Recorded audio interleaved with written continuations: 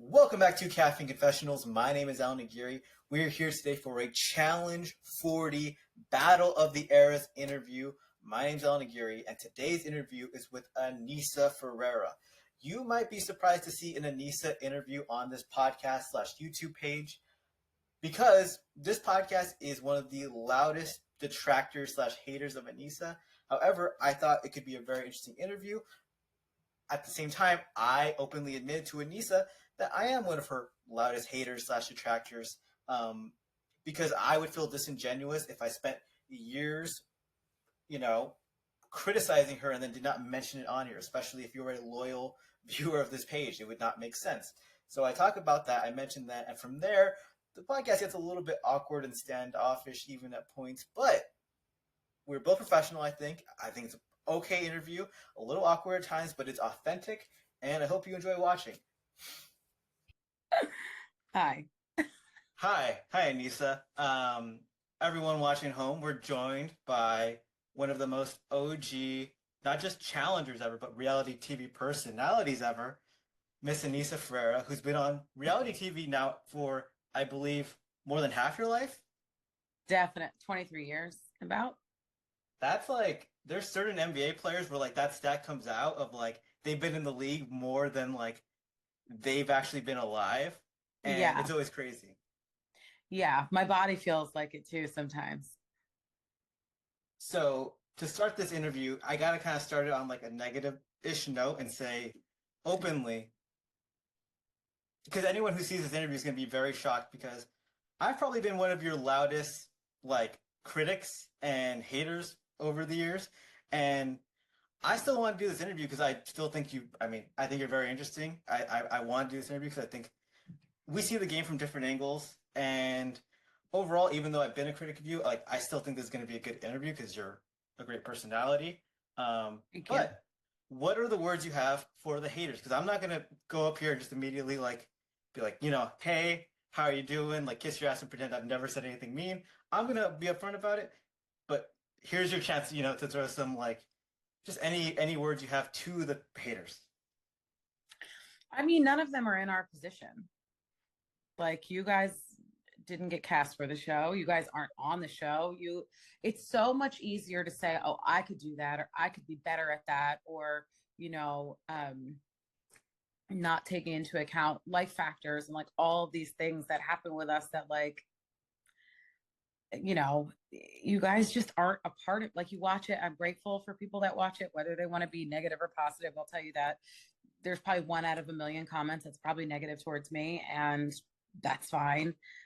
People are definitely allowed to have their opinions. I think being mean to be mean and be a hater is a waste of time and energy. And it sounds boring.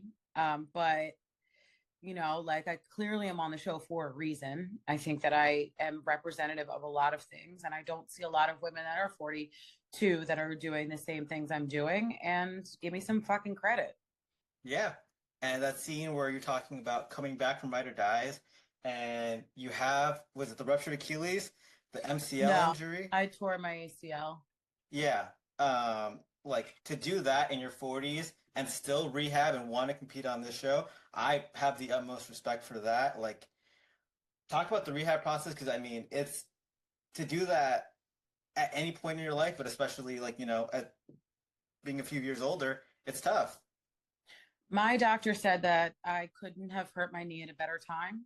When you're young, you can re-injure it and re-injure it and re-injure it. At 70, you probably just need a full knee replacement. The minute I got home from Ride or Dies, I was in the gym and in rehab 4 to 5 days a week.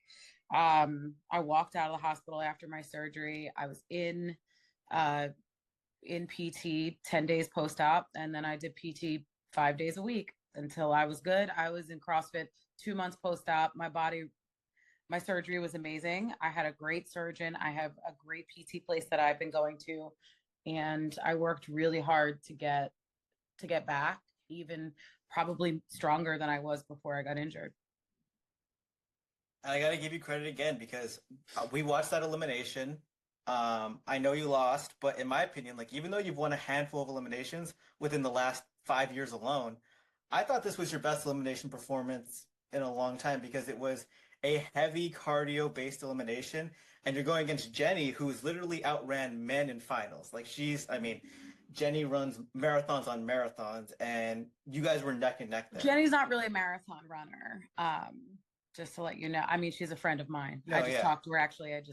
Yeah, she's incredibly strong, and she's just good at shit. You know, she's super strong. She's super fit. Um, I think that this was one of those things that really showcased athleticism, and that's no shade to her, but you know, uh, athletes come in all shapes and sizes, and I mean, I think it'll quiet a few people, maybe yourself included. Hey, I fully agree because like that scene with Jenny talking to you and like she's being very body positive. I love that because I'm a person who's like I was talking shit from the couch, and in the last few years, like I've lost 100 plus pounds. Like I run a few miles every day, but even then, I don't have like the most normal body type, and it's like it's Mm-hmm. you compare yourself to other people, and it becomes a lot. I don't compare. I know that I'm strong. I mean, Yeah. my body, Jenny and I have very different genetics. I will never be built like Jenny Hmm. West, but Jenny West is the same person that celebrates my body and lets me know that I'm strong. So while people do sit on their couch and hate and whatever, I have who, might look like the most fittest woman telling me that I'm strong. And she was coaching me, before that. So it, I mean, listen, I I killed that elimination in my opinion. I don't think a lot of people could have done it. So, it wasn't easy. And I mean, we put on a show. Hell yeah. Let's talk about the dynamic on this season because obviously that first vote between where it essentially becomes between you and Jody and Rachel. Let's CT pick. What's your relationship status right now with Rachel? Like, are you guys like have you guys made up or like, you know, you talked about that situation like your mom not even be a fan of Rachel anymore after watching this? My mom's pissed.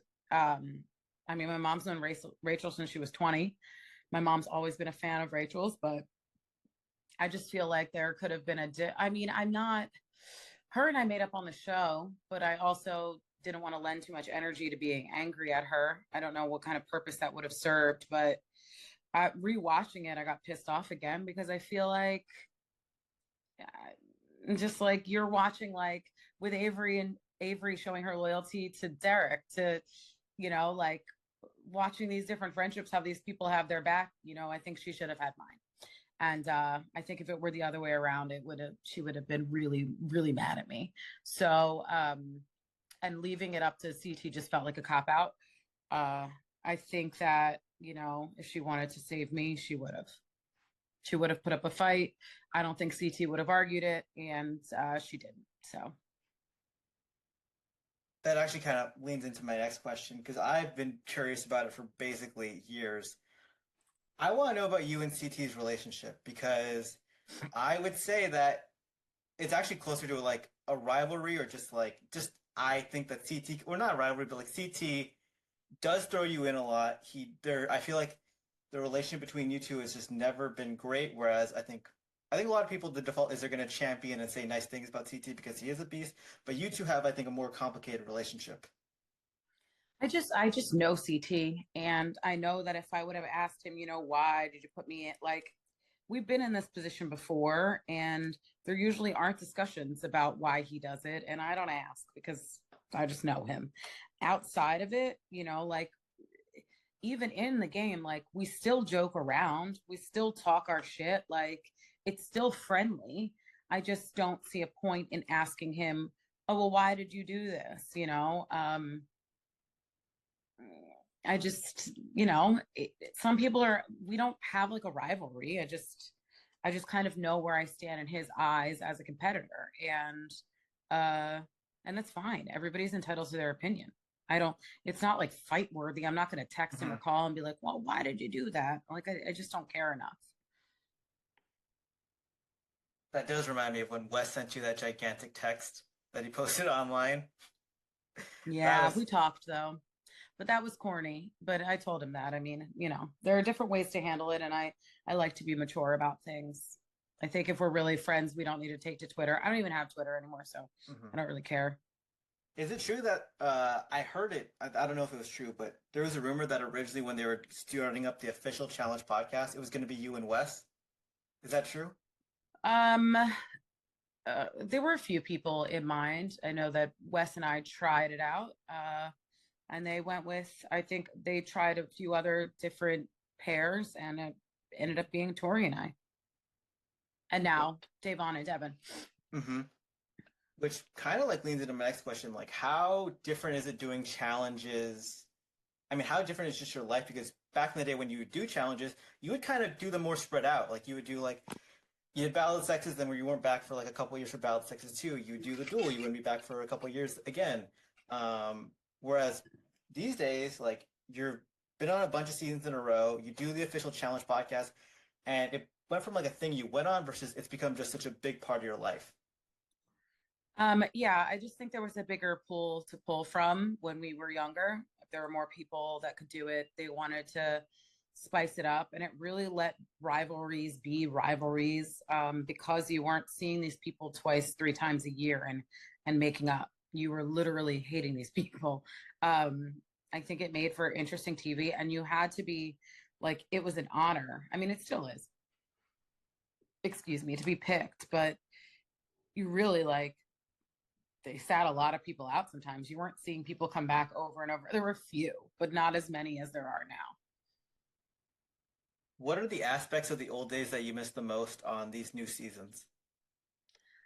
I mean, I just feel like we had more fun. I think that a lot of people are never know, like, don't know how to turn the game off.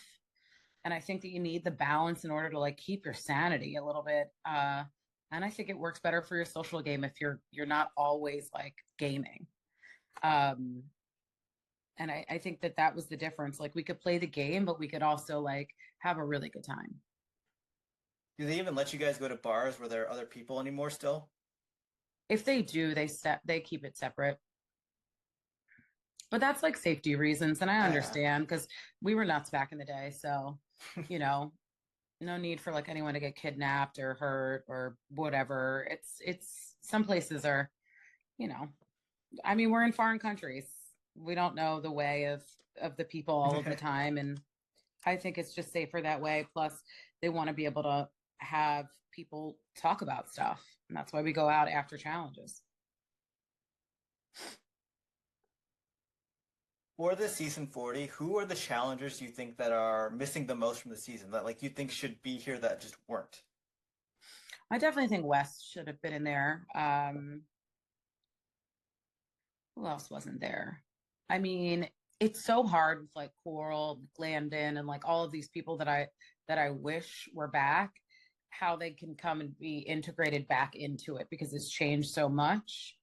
Um, but I would love to see some of those people that had made such a big name for themselves and were such good competitors, to come back, but we don't get them all. Okay, okay. So, how many I'm not gonna say how many seasons you have like left in the tank because I think you have a lot left in the tank based on this elimination. Thank you. But what do you see as the future of the challenge yourself? Because I mean, as we've seen internationals come in, we've seen the OGs come in. Like, do you think we're gonna see more of the OGs stay on these like flagship seasons, or is it gonna like change up a bit, like back to the fresh meaty type seasons we've had? Um, it might go back. I don't see a lot of people. I think because it's 40, it's such a big season. We all wanted to kind of be there. I don't know if 11 weeks is a long time for a lot of people.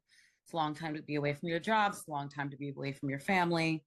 Um, so I don't know if I could see that for, like era one type folks, but um, I do see it kind of going back to how like 37, 38, 39 were. Uh, as for me, yeah, I'll do a few more, but I also would like to get on with my career. And I mean, I have to, go to grad school, and that's like going to take up some time. That's So, The idea of doing homework again literally terrifies me I every love day. it so much. I love school. I'm a big nerd. I mean, I really enjoy learning. So, I I used to work in I used to work in the education field, but I've always hated just being a student myself because I've always been a self-learner type person. So just mm, like being in a desk has always been my nightmare. yeah, I mean, I have to. It's the only way to get the credentials that I would need to do what I want. So, you Well, take the good with the bad. we're being told to wrap, so I'm going to give you one last chance to say what is one thing you think all challenge fans should know about Aneesa? I don't know. I mean, I work really fucking hard, and I think that before the keyboard warriors get on and want to talk their shit, maybe they should do a little introspection first. That's all. Hey, it's been a good interview. It's been good talking to you. Uh, I hope you have a great day. Thank you. All right.